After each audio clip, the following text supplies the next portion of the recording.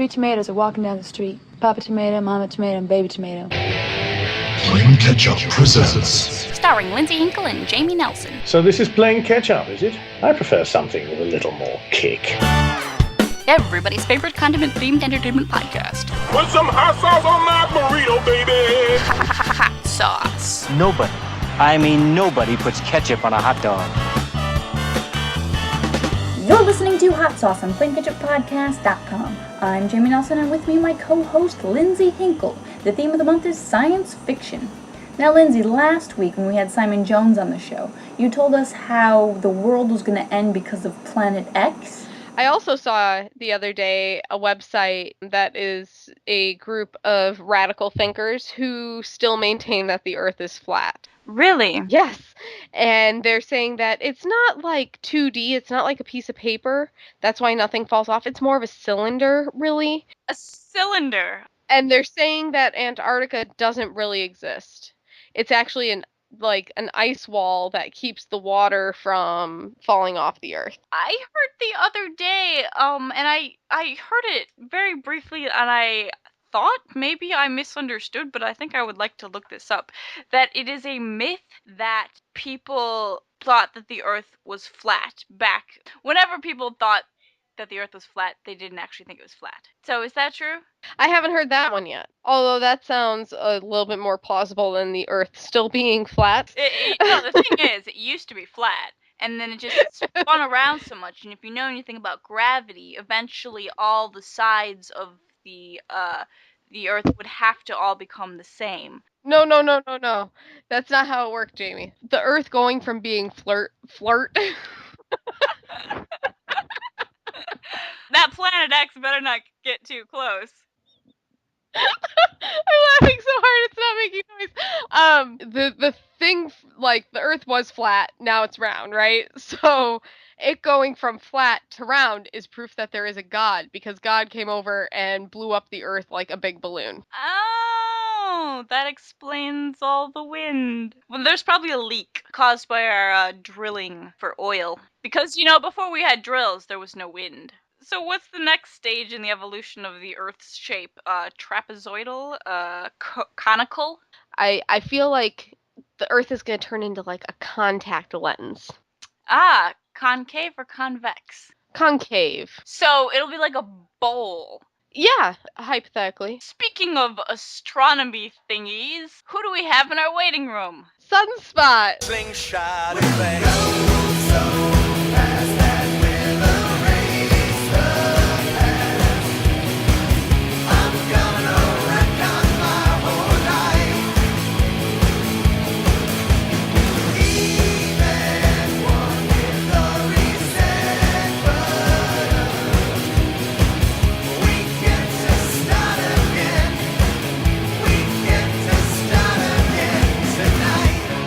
Start with Wendy.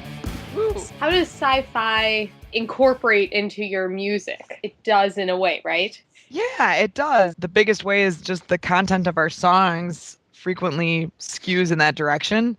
It's sci-fi is something that we all enjoy as a form of entertainment. It's an easy way for us, I guess, something that we relate to. So to lyrically convey things, we can use the things that we're familiar with and the things that we find entertaining to kind of relate what we're trying to convey to the listener that way. So what kind of sci-fi topics are in your songs? All kinds.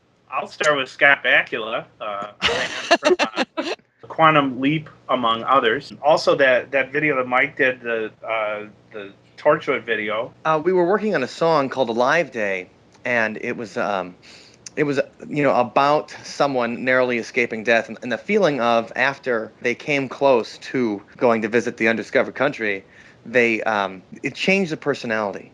And for that, I couldn't think anything better than the guy that can never die and gets killed in every episode of Torchwood. Captain Jack. Yeah, so that was one of our... I think we made a fan video for Scott Bakula first, where we, took a whole bunch of clips and, put our favorite clips of him together and stuff that might match the content of the songs. And that was our second video. I took the first season of Torchwood and tried to take the most exciting bits, not too many of the sexy ones, but the most exciting ones, and then put it together to relate to the content of the track. I mean, as far as sci-fi, it really informs a lot of our ideas, and the fact that in science fiction that you can explore topics that you couldn't really just go and say in a normal place. The big cliche Star Trek episode is the one where you got the guy that's black on the right side and white on the left side, and then he hates the guy that's white on the right side and black on the left side. Like it gave him a chance to explore racism in the 1960s in a way that you couldn't on television. That kind of being able to explore themes through descriptions that are fantastic or out of the ordinary makes it just a different way to explore the usual thing. How do you think it affects like the sound of your music or the choices that you make? For example, like Uncanny Valley was more kind of like heavy industrial sounding, and so was the video. Mike, do you want to talk about the video production of that one?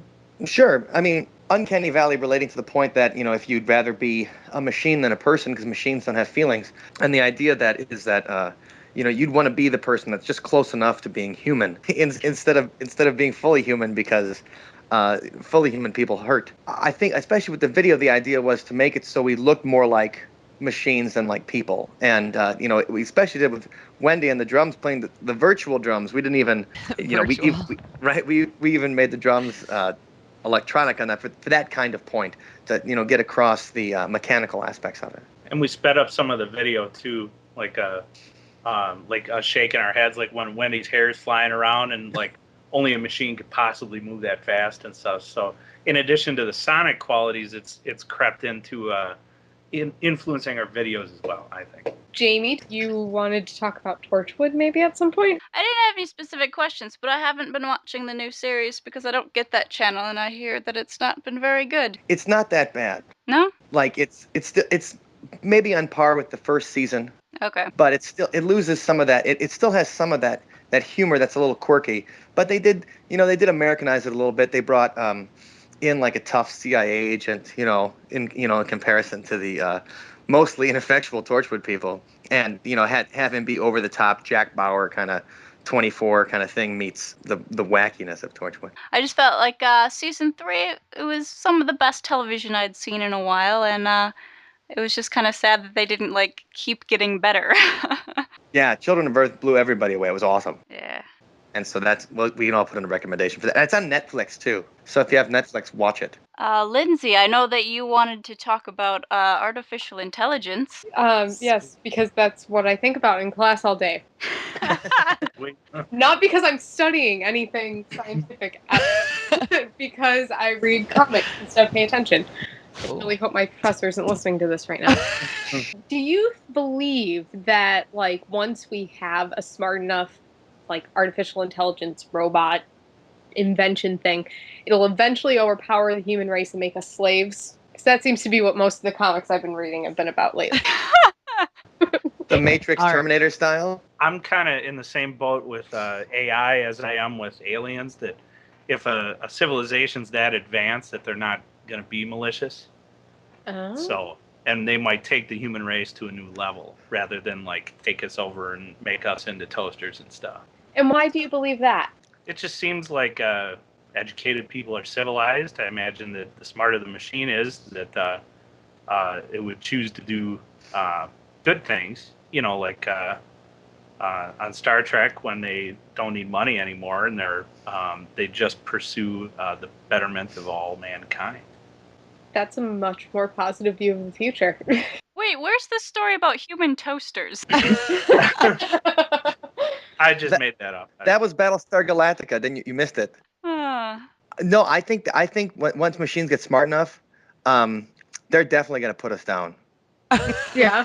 Because all we do is destroy each other. I mean, every time humans seem to have a problem with wanting to hurt each other, and machines, sometimes work well together. And they'd be like, well, here's how you can do it. And they'll just force us to do it. Like Metal Gods by Judas Priest kind of goes over the same thing, that once they get smart enough, they're going to come on and step on us. So what's your favorite sci-fi movie, book, TV show, any of those things? Star Trek, TNG. I like the Hitchhiker's Guide to the Galaxy series. Yeah. Yeah, I enjoy the humor of Douglas Adams a lot. And Douglas Adams was a script editor on my favorite show, and that's Doctor Who. Woo! That's been my favorite since I was old enough to handle a remote control. Who's your favorite Doctor? Oh, well, Tom Baker's always my favorite Doctor in my heart, but Matt Smith is pretty good. He can hold his own, can he? Yeah, and I mean, I made a trek to the UK just to see David Tennant play Hamlet with Patrick Stewart as Claudius. You know, it was all the worlds collided at once, like the Star Trek, Doctor Who worlds. I almost fainted because they were both standing right next to me. I was like in the fourth row, and you know, right next to the aisle where they come in. Like I just couldn't take my eyes off him. I'm like, holy crap, the captain's right there, and like he like, I don't know if he's looking at me, but if he did, I would just, I'd melt. I wanted to see the Hamlet. I think it was after David Tennant that John Sim did. I heard that was good because I'm a big Life on Mars fan. I don't know if you guys watched Life on Mars at all or watched. The British version, not the Harvey Keitel version. Yes. Oh my God, the American version was terrible. John Sim was the master too, so he's got geek points from all sides. True. What do you guys think about time travel? Do you think possible, not possible? Wish it was possible, hope it's not possible? I think it's possible. Wish it was possible. I think it's possible to the future is not possible. I'm with Michio Kaku on that one. I'm as far as I think we can go to the future, but I don't know if we'll ever be able to go to the past. And that's probably a good thing because we'd screw it up. As soon as you go back, it's not just, the butterfly effect, not, Ashton Kutcher or whatever. The Ray Bradbury effect. Correct. But as soon as we entered that kind of thing, like something's bound to change. Even if you breathe the wrong way, I mean, you're going to change what happens unless you're always part of it, right? But I don't know. It's too complex. And Wendy selected. Remember, we were doing a podcast ourselves about our favorite time travel movies, and a great example of how you can screw up the past is Primer. Primer? Yeah, it's a great movie. I don't know that one. I highly recommend it if you're. Be prepared that it's kind of confusing and it might take. Well, for me, I had to go on Google and look up the little index map, showing me where all the different timelines and how they intersected, because it was kind of confusing, but it was really, really cool. Was that an older movie or a newer movie? It was from a few years ago. I think it was kind of wasn't it an independent movie? Yeah, they made it for just a few $1,000s, and it ended up getting a wide release because it was so good. Oh. But yeah, Primer is something if you're interested in time travel and the effects on, what can happen. That's the one to check out. It's jarring. That's a good way to put it. I was thinking that our society now is just so trivial and petty that if someone discovered time travel, people would just be going back in time to get back at people for something or other stupid, and eventually someone would go back and uninvent time travel just to get back at somebody else, and then we wouldn't have time travel, and maybe that's what happened. That's a very good point. 1,000 times. That's kind of what our song, The Slingshot Effect, is about. If you could go back, what are the things you do? You go back and you'd beat up that bully that got you in third grade, or you'd say something different that caused a relationship to go horribly badly, and then you change it so you wouldn't, and then you just end up changing yourself too much, you'd be unrecognizable. And I think that's a lot in what that song's about, is that why go back, because just like James Tiberius Kirk, you need your pain. It makes you who you are. And why else would you go back in time, really, if not for personal vendettas? Yeah, unless you want to see some cool stuff. Yeah. Money. Did you say money? Look at Ben. Ben's like, I'd invest in the stock market. Right. His little thing lights up and it just goes, money. Go bet on football games and such. Yeah, or lottery tickets. Yeah, Back to the Future style, right? Biff? Yeah, I was thinking that too. And we saw what happened when Biff went back. It was horrible. Why do you think that our society changed from where astronauts were the epitome of the hero? So now it's just celebrities, and if there's a shuttle launching, it's not like every person is tuning in to watch it anymore, But we've seen rockets taking off. You can watch it on YouTube.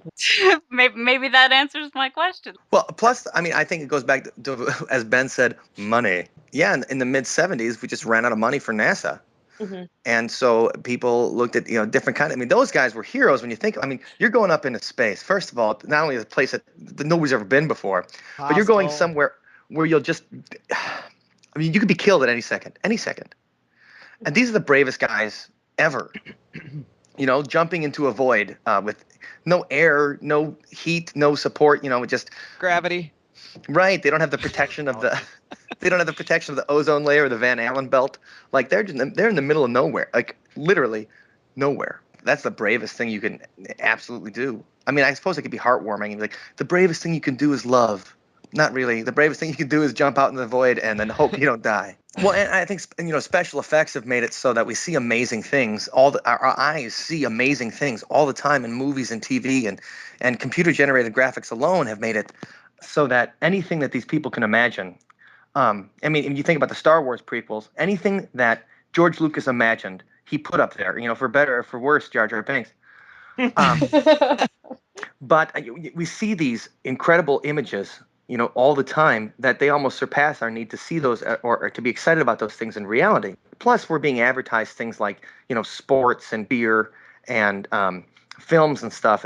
NASA was not as much of a profitable venture as a movie about going to space is.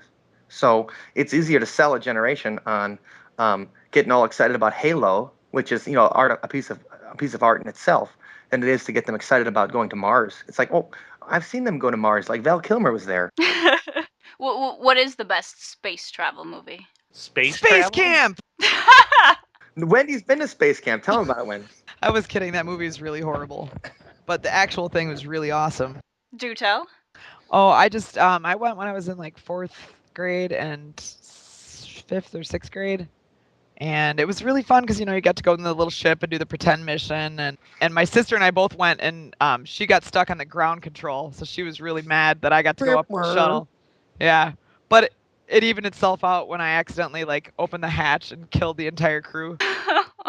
Oops. They're like, you just opened it up to the vacuum of space. I'm like, I had to go pee. Right.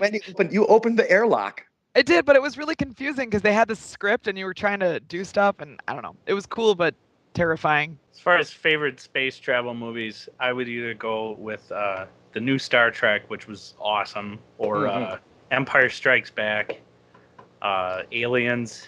Man, there's so many good ones. That's like choosing a favorite child. I like 2001 because it was done to be realistic, to a point, but it was done to be a little more realistic, and it was at a point where everybody was really excited about going into space still. In the late 60s. I don't know if I'm trying to think if 2001 was released before or after. It was the same year that we made it to the moon, but everybody had the moon on their minds, and this was something that showed it's going to take you months to get to Jupiter, and then the kind of things that can happen when you spend too much time on a solo mission, on a mission alone like that. You're going to go crazy, or your computer's going to go crazy. Your artificial intelligence will decide what's best for you. What about the movie Moon? Did anyone see that? Oh yeah. What movie? Sam Rockwell. Oh, I didn't see that. Oh, it's awesome. It's directed by David Bowie's son, which makes it even cooler. I like it already. It's great because it's pretty much all Sam Rockwell for an hour and a half. Yeah, you get Sam Rockwell and then Kevin Spacey's voice, and that's it. It's about a guy that lives on the moon alone. I mean, he doesn't live on the moon in his little house and stuff like that. I mean, he's got a job. But you don't want to say too much because it's ruin it for him. Right. But I gotta say, speaking of the moon and space movies, like Apollo 13. Yeah. Especially when you think about it, it actually happened. Sci without the fi. Right, exactly. I guess that doesn't really apply to the sci-fi genre. Tom Hanks in space. And Lieutenant Dan. That's right. Gary Sinise he didn't go to space. He was the guy. Kevin Bacon too, right? Yeah. Oh yeah, Kevin's Bacon. We saw Kevin's Bacon last weekend. Yeah, we were watching Wild Things after our show. It was just on. We didn't select that movie to watch, just in case you were wondering. Yeah. You know what's in this one. So, I like the vampire, zombie, werewolf movies a lot.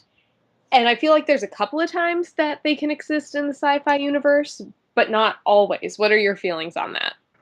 Would I Am Legend be sci-fi, or would that be The book would be sci-fi. The movie would be crap. Well, yeah, obviously. It's a new genre, by the way. Zombies definitely have a place in sci-fi because it could be a virus. Right. You know, did you guys see the thing? It was on IO9, maybe 2 or 3 months ago. I think I posted on our Facebook. There are ants. I mean, there's a certain kind of, it's like a mold or a fungus. It gets into an ant's brain, even after they're kind of dead, and reanimates them to the point where they're just trying to, to find a better place to put that fungus or to spread the fungus around, like spreading a disease. Seriously? Yeah. Zombie. That is nasty. That's nasty, dude. Like millions and millions of ants aren't terrifying enough. Seriously. Imagine millions and millions of zombie ants that not only it's like yeah, we're gonna get in your food and stuff like that, and we're gonna raid your picnic, and then we're gonna eat your brains. But can you tell the difference between a zombie ant and a normal ant? Well, I think they've got a lot more black makeup under their eyes. Do they yell brains as they fall towards your sandwich? Yeah, I'm not sure about that. It's on a higher frequency. That would have made that Ants movie much more exciting back in the 90s, though, if it was zombies. Vampires? I don't know. It's like you need to survive on blood. Werewolves, based on some experiences that we've had in Wisconsin. What?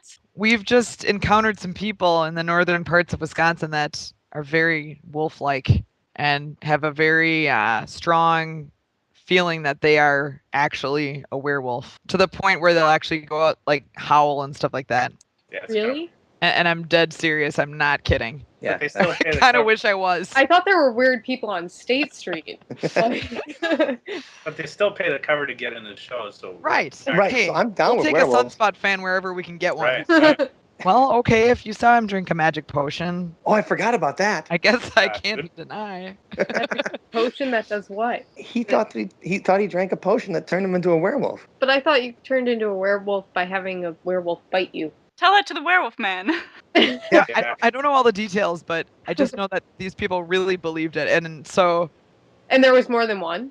yes, Was it like a whole group of them? in a community. There It were was like furries that took it to the next level. This magic potion acid? You know, you guys ever seen TV shows about that Mexican gymnast family? yes, it's called like Hairface or something like that. They've got hot girlfriends too. Right. Like, well, they're totally built and stuff. I mean, that'll help. No, they're called like the Werewolf Brothers or something. Yeah, I mean, they have that.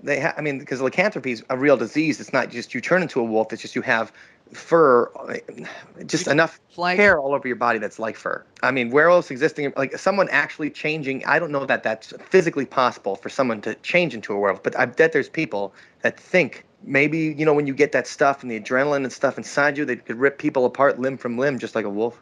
Well, and maybe just the lifestyle doesn't necessarily mean like putting harm to others or whatever, but maybe the lifestyle of lurking around in the dark when there's a full moon and. Don't worry, little Sally. You can be whoever you want to be. I'm going to be a werewolf. One of the original legends about werewolves is that they kept a wolf's skin inside their house.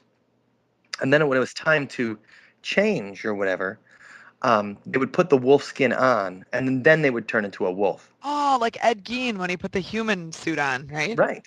Exactly. And, you know, the change themselves. And, you know, that could have formed the basis for, you know, if you get some people that think that, you know, they get all in rituals and everything, you get all juiced up and then you get into that zone and start going, you know, bonkers.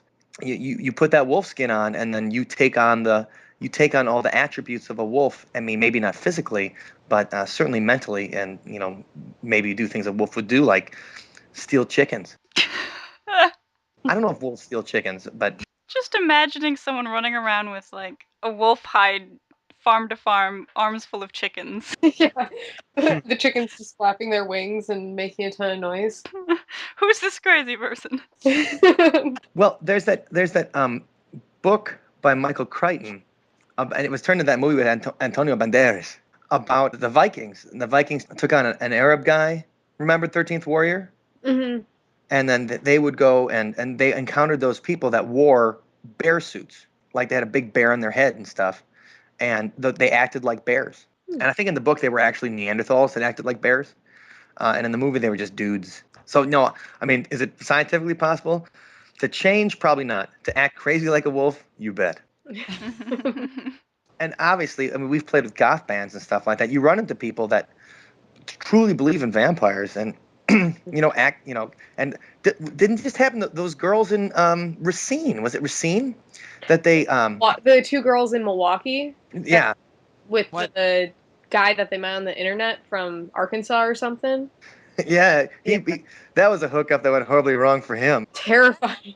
That was like a mile from where I lived when I was in Milwaukee. What happened? There were these two girls who were 22 and 23, and they went on Craigslist, convinced some guy from Arkansas to fly out to Milwaukee and hang out with them, and they like tied him up for days, and there were like hundreds of stab wounds on his body, and like crawled down the stairs, and they found him in the street, and they followed the blood trail back up to the girl's apartment, which is how they found him.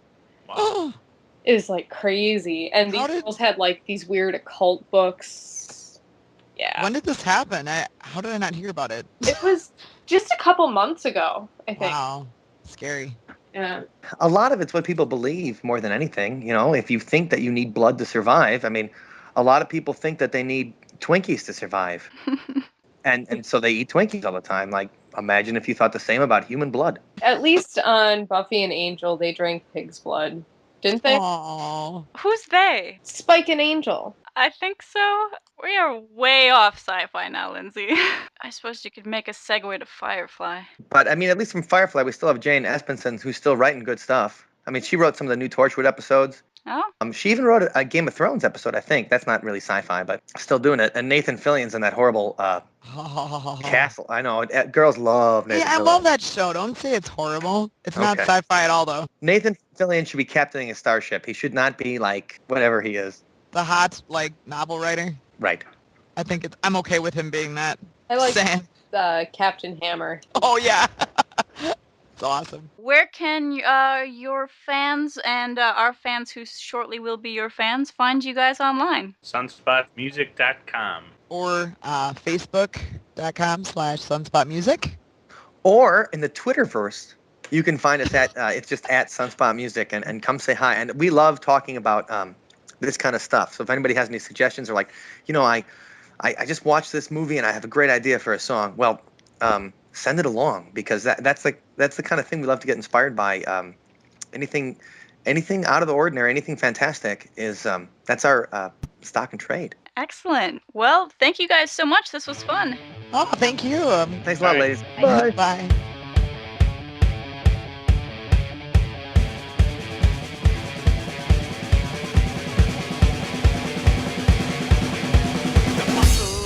My chest that keeps the beat won't let me rest. The clock that's running out, and sometimes it can get worn out, because my heart's a time machine that wants to change my history and take out all my enemies, alter my destiny. Everyone I should have kissed, all the chances that I missed. This time I'll invest, and I'll fix what I read. The slingshot effect. So fast that we'll erase the past. I'm gonna wreck on my whole life. Even one with the reset button. We get to start again. We get to start again tonight.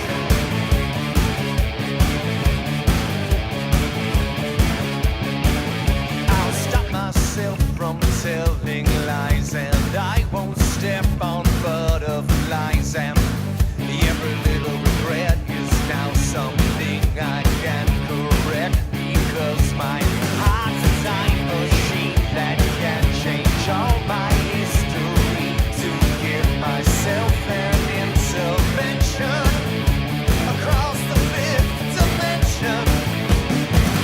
All the words I should have said, all the lies I could have led. This time I'll invest, I'll fix what I wrecked. The slingshot effect. So fast that we'll erase the past.